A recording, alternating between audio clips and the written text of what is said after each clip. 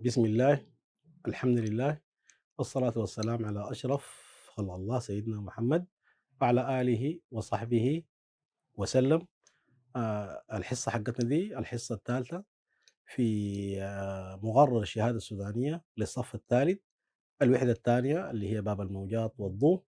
اتكلمنا في الحصة الفاتت اللي هي الحصة المضت الثانية عن الضوء، وقفنا كان في نظرية الكم لماكس بلانك. بدينا النظرية وحنواصل بإذن الله الحصة الثالثة دي مكان ما وقفنا في الحصة الثانية اللي هي نظرية الكم بتاعت ماكس بلانك، وكان وقفنا في المعادلة بتاعت طاقة الكمة. أنا حواصل من مكان ما انتهيت في الحصة المضت. نبدأ وبالتوفيق للجميع إن شاء الله. نبدأ. طيب، معادلة وقفنا هنا كان معادلة طاقة الكمة، طاقة بلانك، طاقة الكمة رمز الطاقة معادلة طاقة الكمة بدلالة التردد، والتردد اللي هو رمزه زال. وكانت المعادلة بين طاقة الكمة والتردد علاقة طردية، وكان كتبناها كده طاقة الكمة تتناسب طرديا مع التردد. سمينا المعادلة دي المعادلة نجمة، وأدخلنا الثابت اللي هو ثابت بلانك حتى قلنا قيمته العددية، وشكل المعادلة أصبح الطيب يساوي ه في ذال. طيب، ده قانون، القانون ده نسميه معادلة واحد. أعمل له هرم ذكي عشان نقدر نخلي المطلوب موضع القانون. عملية ضرب دائما يدك اليمين، ده ما لأنه قانون بتاع ضرب ما فيه جسمه. اليمين فوق، طاقة فوق، ده الثابت، ده التردد. عاوز الطاقة حيدي قيمة الثابت اللي هو أصلا معلوم، وحيدي قيمة التردد. بتقول له الطاقة بتساوي ه في ذال. لو مرة في مسألة اداك طاقة الكم موجودة الطاقة بتاعة الفوتون، واداك الثابت وقال لك اوجد التردد، التردد يساوي له الطاقة على الثابت. الحيثيات بتاعة القانون ده، أول حاجة طا تمثل شنو؟ طا دي شنو يعني؟ طا دي اسمها طاقة الكمة، طاقة الكمة أو طاقة الفوتون، وحدة قياسها جول، وحدة قياسها جول. طيب، في وحدة أصغر من الجول بينقص بها الطاقات الصغيرة. بالمناسبة طاقة الكم، طاقة الفوتون دي طاقة الفوتون دي طاقة صغيرة جدا، ممكن أقيسها بالجول وممكن أقيسها بوحدة أقل من الجول، بيسموها الوحدة الثانية الأقل، اسمها الإلكترون فولت. الإلكترون فولت دي وحدة برضو صغيرة لقياس الطاقات الصغيرة جدا.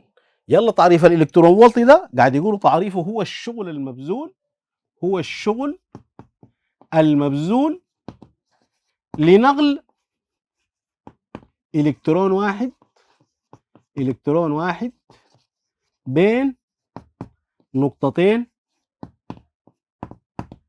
فرق الجهد بينهما، فرق الجهد بين النقطتين، فرق الجهد بينهما 1 فولت. ده تعريف الإلكترون فولت اللي هو وحدة. حتى نحن بنرمز له بعدين، بنرمز له بكلمة اف الأولى إلكترون ألفا فولت. طيب، عندنا إذن الطاقة طا تمثل يا جماعة طاقة الكمة، وحدة قياس الأساسية الجول. في وحدة أقل من الجول ممكن نقيسها بيها، اسمها الإلكترون فولت، أنا حاطق عليها الإف. طيب، العلاقة بيناتهم، العلاقة بين الجول والإف والإلكترون فولت، يعني لو اداني طاقة بالإلكترون فولت، ونحن دائما يا جماعة الطاقة بنشتغل بالوحدة الأساسية جول، أنا كيف أحول من إف إلى جول؟ بعدين في المسائل ما بيقبل. لو عنده طاقة بتاعت فوتون اداك لها بالاف، انت لازم مضطر تحولها لجول. العلاقة بيناتهم، لو عندك اي طاقة بالاف ما عليك الا تضربها في 1.6 في 10 أس سالب 19 طوالي بتصبح شنو؟ جول، وتمشي تعوضها. اذا دي يا جماعة العلاقة بين الاف والجول. يعني عشان الناس تكون معانا فاهمة، مثلا مثال، عندي طاقة، حول طاقة مقدار 2 إلكترون فولت حولها إلى جول.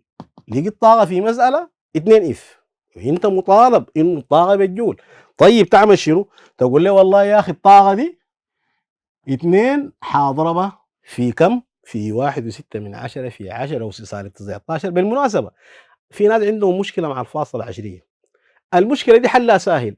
الفاصلة العشرية قالوا إذا تحركت يمين عشان أبقي العدد الصحيح 16 أحركها يمين، اتحركت يمين خانة واحدة الغوة أو الأس بينقص بمقدار واحد، يعني على قدر عدد حركاتك يمين بتنقص الغوة. يعني هسه أنا أحرك الفاصلة خانة يمين الرقم بيبقى 16، الغوة حتنقص واحد لأنه اتحركت حركة واحدة. كان السالب 19 حتصبح سالب 20 لأنه السالب نقصته لفوق يا جماعة ما لتحت. طيب طوالي دي كده حولت عاين، عندي طاقة لقيت 2 اف ضربتها في كم؟ 1.6 في 10 أس سالب 19 لقيت عندي فاصلة عشرية. قلت لا أنا عاوز الرقم صحيح، حركت الفاصلة خانة يمين الغوة حتنقص، الغوة دي سالبة حتنقص خانة واحدة لفوق تبقى سالب 20، لكن لو كانت غوة موجبة حتنقص لكن ليه؟ أسفل. إذا نفس الغوة أصبحت سالب 20 معناها نقصت واحد لأنه أنا اتحركت خانة واحدة. أضرب الرقم في الرقم تطلع الطاقة 32 2 في 16 في 10 أس سالب 20 واكتب عليها شنو؟ جول. وبعدين في المسألة حعوضها بالرقم ده 32 في 10 أس سالب 20. ليه؟ لأنه أصبحت جول، والجول هو الوحدة الأساسية لقياس الطاقة. ركز معاي أو أنت هتلقى في مسألة في طاقة بالإف خليك حريص جدا إنك تضربها في الرقم ده من غير فاصلة 16 في 10 أس سالب 20 الناتج بتاعها بيصبح شنو؟ جول. ده بالنسبة ليه؟ المصطلح الأول. طيب نمسك الها. الها دي تمثل ثابت بلانك وعنده قيمة عددية، قيمته العددية 6.625 في 10 أس سالب 34. والمستطيل ده بعدين عشان نشوف وحدة قياسه شنو خليها فاضي عليك الله. طيب هنا بيقوم يعملوا عملية بتاع التغريب، يعني بغرب قيمة الثابت ده. الرقم بعد الفاصل الأول 6، الرقم الثاني 2، الرقم الثاني أقل من 5. إذا لقينا أقل من 5 بنسقطه ونسقط اللي بعده، يعني نغرب لمنزلة واحدة عشرية. إذا لقيت الرقم الثاني ده أكبر من 5 كان بنضيف واحد وبنسقطه، لكن هسي رقمي الثاني 2 أقل من الخمسة حاسقط الاثنين والخمسة الاثنين وأغرب لمنزلة واحدة وبيجيبوا بشيلوا كده 6.6 في 10 أس سالب 34. وحتى كمان قيمة الثابت ده بالمناسبة أنا ممكن بالتغريب أقول له والله أقوم أحرك الفاصلة العشرية خانة واحدة أنا دايره صحيح حيبقى 66، اتحركت خانة واحدة يمين تبقى 10 أس سالب كم يا جماعة؟ 35. عليك الله بعدين في المسائل عوض لي الثابت 66 في 10 أس سالب 35 من غير فاصلة عشرية. طيب فاضل لي شنو؟ فاضل لي ذا. في القانون ذا تمثل التردد، والتردد وحدة قياسه كلكم عارفين انها شنو؟ انها هيرتز. خلاص ده القانون بتاع بلانك الاول، معادلة طاقة بلانك بذات التردد طيب يساوي ها في ذا. طيب عندنا معادلة مشهورة جدا يا جماعة، في علاقة عين العلاقة الجاية، العلاقة بين سرعة الضوء، طبعا سرعة الضوء رمزها عين، والطول الموجي، والطول الموجي يرمز له بالرمز لامدا كده كده عامل كده، والتردد عرفنا انه رمزه شنو؟ زال. في علاقة تجمعهم، معادلة مشهورة جدا في موجات الضوء. المعادلة دي بتقول سرعة الضوء اللي هي عين تساوي الطول الموجي في التردد. دي أنا محتاج لها بعد شوية، خليها معاي هنا أسميها المعادلة نجمتين وأعمل لي لها مثلث ضرب. السرعة فوق هنا في لامدا هنا في زال، والمطلوب تقوم تخليه موضوع شنو؟ القانون. لو داير السرعة لامدا في ذال، الطول الموجي لامدا عين على زال، لو عاوز التردد ذال عين على لامدا. دي الثلاثة متغيرات بيديك فيهم 2 معطى، واحد مجهول تخلي المفقود او المجهول موضع القانون. انا عملتها ليه؟ لانه يا جماعة داير اقوم شنو؟ اقول معادلة بلانك المرة دي بدلالة الطول الموجي لامدا. داير اكتب الطاقة حقت بلانك بالطول الموجي. طيب عاين بالتردد كان الطيب يساوي ها في ذال، انا ما دايره بالتردد دايره بشنو؟ بالطول الموجي. يعني التردد ده من المعادله الهسي بيساوي لي عين على لامدا. اجي هنا ارجع اقول له الطاقه بيساوي ها، بدل التردد اكتب عين على لامدا وتبقى المعادله طاقه بلانك بيساوي ها اصلا كانت في زال، والزال عين على لامدا، اقول لها في عين على لامدا، وده الشق الثاني لبلانك. ودي معادله بلانك بدلاله الطول الموجي. ما انت بعدين في الامتحان يا عندك مساله كانت بالتردد طوالي طب يساوي ها في ذا، يا مساله حق الطاقه بتاعت كم بالطول الموجي بتقول لي ها في عين على لامدا. طبعا اكيد الحيثيات يا جماعه انه الطاق تمثل طاقه الكمه بالجول، دي اصلا قلناها ما حنقولها تاني. الهادي ثابت بلانك معروف لنا، يعني الحيثيات طا تمثل، ما مشكله نكتبه، تا تمثل طاقه الكمه، طاقه الكمه وحده قياس جول. الها، الها يمثل ثابت بلانك وحده قياسه خلاها شويه كده حنثبتها نطلعها يعني. العين، العين دي سرعه الضوء في الفراغ وقيمتها ثابته حيدوكم ليها بعدين في المعطيات. سرعه الضوء في الفراغ في الهواء وقيمتها معروفه للناس انه عين بتساوي 3 في 10 أس 8 متر على الثانيه، دي حيديك لها بعدين معطى. طيب واللامدا شنو يا جماعه؟ اللامدا تمثل الطول الموجي، والطول الموجي بشنو؟ بالمتر. اذا حيثيات القانون الثاني طب يساوي ه في عين على لامدا، دي معادلة طاقة بلانك لكن بدلالة الطول شنو؟ الموجي، ما بدلالة التردد. طوال يقول لي ه في عين على لامدا. طيب الطول الموجي ده في وحدة أصغر شديد من المتر اسمها الأنجستروم. اسمها شنو يا جماعة؟ الأنجستروم، بنجز بها قطر الذرة. الأنجستروم طبعا بنرمز له بالحرف ايه. طيب لو لقيت طول موجي بالأنجستروم وانا عارف انه الطول الموجي وحدته الاساسيه متر، لازم احول من انجستروم الى متر، ما حيقبل الطول الموجي الا بالمتر. مفروض لو لقيت طول موجي بالانجستروم تضربه في 10 اس سالب 10 عشان يصبح شنو؟ متر. دي برضه حاجه مهمه الناس تلاحظ ليها. حاجتين مهمات يا اخي، لقيت الطاقه بالاف اضرب فيه 16 في 10 اس سالب 20 من غير فاصله 20. يا اخي لقيت الطول الموجي بالانجستروم، لا لا نحن عاوزينه بالمتر، اضربه في 10 اس سالب 10 عشان يصبح شنو يا جماعه؟ متر. طيب اذا اني سؤال يقول لي يا استاذ انا داير وحدات عين، وحدات قياس ثابت بلانك اللي هو بيتكلم عن الطاقه، ما قلنا حاجه جول، لو لقيناها اف بنضربها في الرقم ده عشان تصبح جول. التردد بالهيرتز ده معروف. المعادله الثانيه بتاعت الطول الموجي الطاقه جول، الثابت لسه ما عرفنا وحدته، السرعه يا هدي متر على الثانيه، الطول الموجي يا هو ده شنو؟ متر. لو لقيناه نجصرهم بنضرب في 10 اس سالب 10. طيب فاضل لي وحده قياس الثابت هذا كان في التردد ولا كان بالطول شنو؟ كان المعادله بتاعت التردد او المعادله بتاعت الطول الموجي. انا داير اطلع وحده قياس ثابت بلانك، بعمل حاجه ببساطه جدا، حاجه بسيطه، بس داير وحده الثابت اقوم اخلي الثابت موضع شنو؟ القانون. وده المثلث الثابت ها بيساوي طاعة لا زال، دي الخطوه الاولى. يعني نضع الثابت موضع شنو؟ القانون في المعادله الاولى بتاعت التردد. عادي الثابت من المثلث ها بيساوي طاء على زائد. طوالي اجي اترجم الوحدات، داير وحده قياسه الطاقه جول، عايل لي هذه جول على التردد هرتز، اذا دي وحده قياس الثابت جول على هرتز. طيب الجول ده ذاته بعادل لي شنو؟ افكه بعادل لي نيوتن في متر، لانه الجول طاقه والطاقه شغل، والشغل بيساوي لي غاف في ف.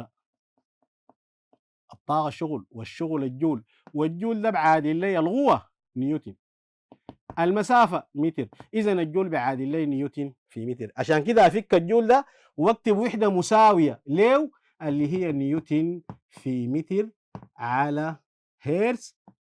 دي برضه وحده ثانيه لقياس ثابت بلانك. اذا الثابت الان عنده وحدتين يا جماعه، الاولى جول على هرتز جبناها من القانون بتاع التردد، وضعنا الثابت موضع القانون، فكيت الجول نيوتن في متر على هرتز، دي برضه اصبحت وحده لقياس ثابت بلانك. طيب ثاني زول يقول لي طيب المعادله الثانيه بتاعت الطاقه حقت الطول الموجي قوم جيب لي منها الوحده بتاعت الثابت، يعني خلي الثابت هنا برضه موضع شنو؟ القانون في المعادله الثانيه برضه عشان نشوف عنده وحده جديده ولا نفسها. طيب ما مشكله، نجي ثاني للمعادله الثانيه نضعها موضع القانون، ها بيساوي طاء في لامدا كده، طاء في لامدا على عين، وضحت الثابت موضع القانون. طيب افك اترجم القانون ده لوحدات. الطاقة بشنو؟ الطاقة بالجول، الطول الموجي بالمتر، على السرعة متر على الثانية، متر على الثانية. كملاحظ في اختصار، المتر مع المتر ده مقام، ده مقامه. ناس الرياضيات بيقولوا مقام المقام يتشال ويتضرب وين؟ في البسط. اشيل الثانية واضربها فوق بتصبح وحدة ثابت بلانك جول في الثانية. دي الوحدة رقم 3. في الكلية الجول نيوتن في متر في الثانية. دي الوحدة رقم 4. إذا نتفق يا جماعة، وحدات قياس ثابت بلانك 4: 1 جول على هرتز، 2 نيوتن في متر على هرتز، 3 جول في الثانية، 4 نيوتن. يعني نكتبهم كده وحدات عشان الكلام يكون في القراءة سهل. وحدات قياس ثابت بلانك، ثابت بلانك 4 وحدات، أي واحدة فيهم تكتبها لو صحيحة. طيب 1 الأولى جول على هرتز، يا هدي يا جماعة جول على هرتز. الثانية نيوتن في متر على هرتز. الوحدة الثالثة لثابت بلانك جول في الثانية، أثبتناها من قانون الطول الموجي. الوحدة الرابعة في الكلية الجول نيوتن في متر في الثانية. أي واحدة فيهم صحيحة، لكن أكثر حاجة هم بيشتغلوا بيها دي ثابت بلانك مما ده قيمته، القيمة حقته دي 6.6 من 10 في 10 أس سالب 34. طوالي جنبه بيكتب جول في شنو؟ في الثانية، لكن أي واحدة فيهم صحيحة. إذا نرجع للمستطيل ده واكتب جول في الثانية، دي وحدة قياس منه ثابت بلانك. طيب يا جماعة، أنا عندي قانونين: طاقة بلانك بالتردد طب يساوي ها في ذال، طاقة بلانك بالطول الموجي طب يساوي ها في عين على لامدا. وأنا حقوم أطبق عليهم أمثلة تطبيقية. طيب عاين مثال 1. أحسب طاقة الكمة لفوتون الضوء البنفسجي، نوع من أنواع الطيف المرئي، الذي تردده 2 في 10 أس 15 هرتز، وبين قوسين حيديني قيمة ثابت بلانك 6.6 من 10 في 10 أس سالب 34 جول في الثانية. مسألة تطبيق مباشر. الحل: أحسب طاقة الكمة، يعني عاوز طاقة لفوتون الضوء البنفسجي الذي تردده، طبعا عندي يا جماعة هو عاوز الطاقة، عاوز الطاقة. شوف لاحظ معاي، عاوز الطاقة. قال لي ضوء بنفسجي تردده اللي هو زال بيساوي 2 في 10 أس 15 هرتز، وعندك محتوى بين قوسين ثابت منه بلانك. دي المعادلة حقت بلانك الأولى اللي هي مشيغة التردد. طوالي أكتب القانون طيب يساوي ها في زال. يلا نجي نعوض تعويض مباشر. التعويض المباشر يا جماعة إنه الطاقة بتساوي الثابت حق بلانك قيمته 6.6 من 10 في 10 أس سالب 34. أنا بقوم بحرك الفاصلة يمين لأنه ما عاوزه بفاصلة عشرية، عاوزه عدد صحيح.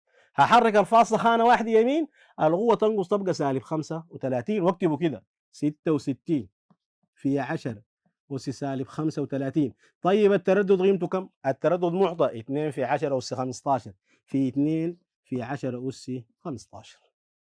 نضرب المعامل في المعامل، نجي هنا نثبت الأساس ونجمع القوة لأنه العملية عملية ضرب. نضرب المعامل في المعامل، 2 في 66، الاثنين في 6 ب 12، 2 واطلع بالواحد، الاثنين في 6 الثانية ب 12 زائد 1 13. إذا ضرب 2 في 66 بكم يا جماعة؟ 132. أجي أثبت الأساس اللي هو العشرات دي العشرة، واعمل عملية جمع للقوة لأنه العملية ضرب. بنثبت الأساس وبنجمع القوة. 35 بالسالب داير أجمع عليها 15 بالموجب، الفرق بيناتهم والإجابة خد عليها شرط العدد الأكبر. الفرق بين ال 35 وال 15 كم؟ 20. الكبير سالب معناه سالب 20. طاقة طوالي يا جماعة تكتب عليها شنو؟ جول، لأنه وحدة قياسة جول. جيبي هذه الطاقة وحدة قياسة جول. بعدين بالمناسبة لو جبت الإجابة ما عملت وحدة القياس دي ما فيش الجول، ما حيديك درجة كاملة، لو دي واحد حيديك نص طوال. أهم حاجة في الإجابات يا جماعة أي كمية أي مقدار فيزيائي بعد ما جبت إجابته لازم تكتب وحدة قياسه الأساسية. طيب ناخذ مثال تاني. المرة دي المثال الثاني حيكون في المعادلة الثانية اللي هي بالدرجة الطول شنو؟ الموجي. انتهينا من التردد، هناخذ مسألة بالطول الموجي. طيب أحسب طاقة الكمة، طاقة الكمة لفوتون طوله الموجي، يعني طول الموجي يعني لامدا، طوله الموجي 3000 أنجسترو، وعندك الثوابت إذا احتجت لها ثابت بلانك 6.6 في 10 أس سالب 34 جول في الثانية، وعندك سرعة الضوء في الفراغ في الهواء 3 في 10 أس 8 متر على الثانية. ديل بعدين بدي كلهم شنو؟ ثوابت. طيب الحل احسب طاقة الكمة. اكيد الزول ده عاوز طاقة مفقودة. خلاص ده سؤال. قال لي فوتون طوله الموجي، يعني اداني الطول شنو؟ الموجي اللي هو الطول الموجي لامدا. قال لي 3000 انجستروم. لا لا يا جماعة، الطول الموجي وحدة قياسه يا هدي يا جماعة متر. طيب اداني له بوحده صغيره اسمها الانجستروم. لا لا يا جماعه، اي انجستروم تضربه في 10 اس سالب 10 عشان يصبح شنو؟ متر. اذا طوالي انا ال 3000 دي لقيتها بالانجستروم، ما حخليها انجستروم، حقول لي 3000 اضربها في 10 اس سالب 10، الناتج حيصبح شنو؟ متر. طيب ديل 3 اصفار، يعني ديل 3 ديل كده، ال 3000 دي ممكن اكتبها كده نسهل للناس. 3 اصفار. التحويل بتاع الانجستروم سالب 10. اقوم اثبت الاساس واجمع القوى، حتبقى 3 في اثبت العشرة، 3 زائد سالب 10 تبقى سالب 7. عشان اكتب الكلام ده من غير اصفار اقول له والله 3 في 10 اس سالب 7 واكتب عليها شنو؟ متر. اذا الطول الموجي يا جماعه اصبح بالمتر. خلاص بعد ده ما علي الا امشي عاوز طاقه الكمه، اقول له طيب يساوي ده بالتردد ولا بالطول الموجي؟ لا لا بالطول الموجي، معناها في عين على لامدا، واعوض تعويض شنو؟ مباشر. اقول له طاقه الكمه تساوي الثابت دي قيمته، ركز معايا يا جماعه، دي قيمته ما عاوز الفاصله العشريه، دار اخليه عدد صحيح، هحرك الفاصله يمين خانه واحده حيبقى 66، الفاصله هنا ما خلاص سقطت يعني، القوه حتنقص تبقى سالب 35 لما حركت حركه واحده، حاكتبه كده 66 في 10 اس سالب 35 ده الثابت. طيب في شنو؟ في سرعه الضوء في الفراغ موجوده، بديك ليها 3 في 10 اس 8 على الطول الموجي والحمد لله متر، اكتبه 3 في 10 أس سالب 7.